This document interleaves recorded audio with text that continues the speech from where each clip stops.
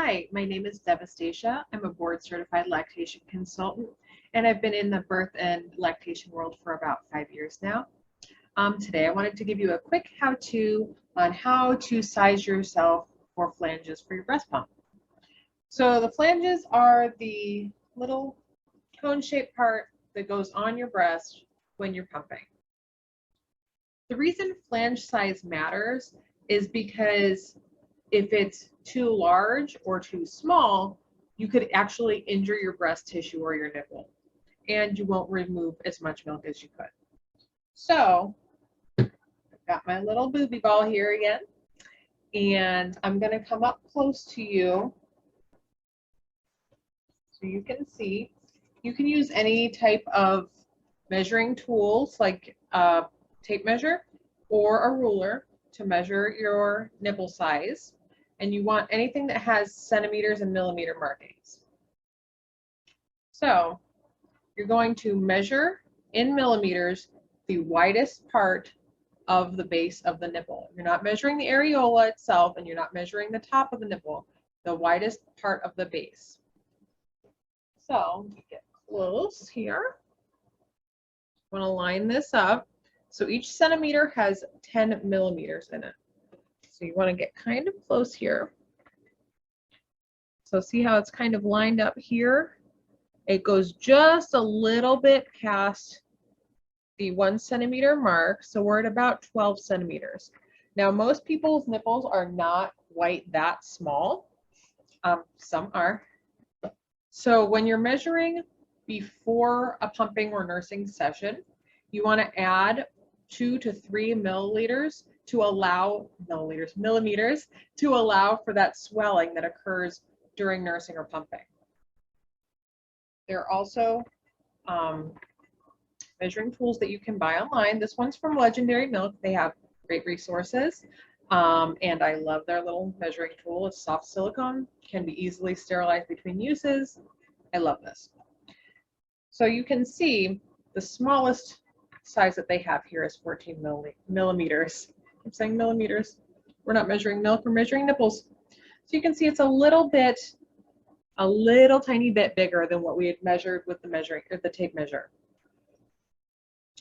So this booby, if it were a pumping person, would want to go for probably a 15 millimeter flange.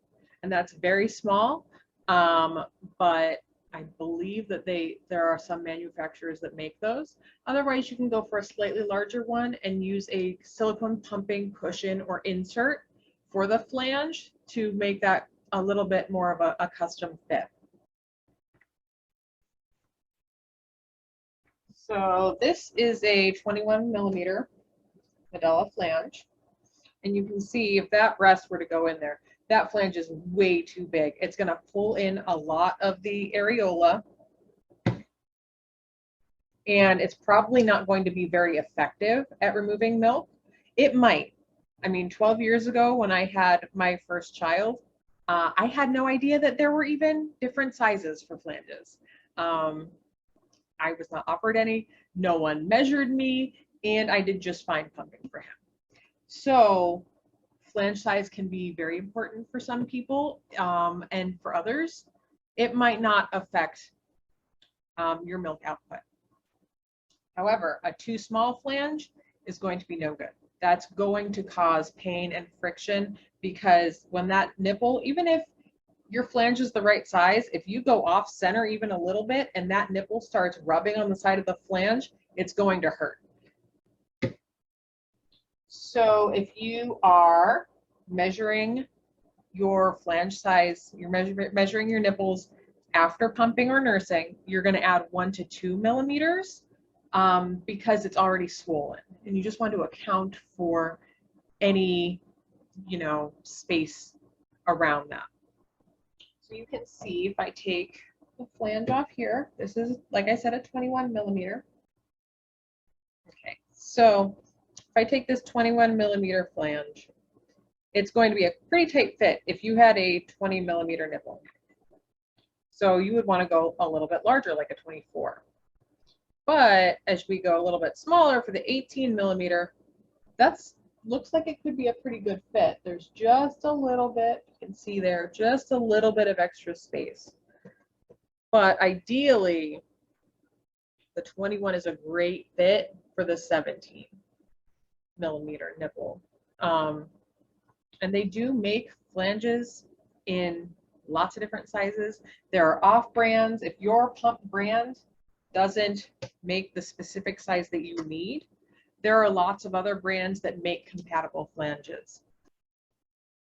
So for a quick recap, when you're measuring your flange size, if you're measuring before pumping or nursing, you're going to add 2 to 3 millimeters to get your flange size. When you're measuring from the widest part of the base of the nipple itself. You're not measuring out here at the areola, you're measuring the widest part of the base of the nipple. So before pumping or nursing, add 2 to 3 millimeters. After pumping or nursing, add 1 to 2 millimeters to get your ideal flange size. Now, if you do this and it's uncomfortable or you're getting less milk than the last size that you were using, go ahead and use the size that works best for you. The best flange is the one that is most comfortable for you and yields the most milk. So even if, you know, you have a lot of extra space around here, it doesn't really matter. If you are getting enough milk and it's working for you, then that is what matters most. I hope this video was helpful for you. Just a little quick how-to. So if you have any other questions, concerns, anything like that, leave a comment down below. I will try to make whatever videos you request. Like, subscribe, share with your friends if this was helpful, and I will see you next time. Thanks very much. Bye.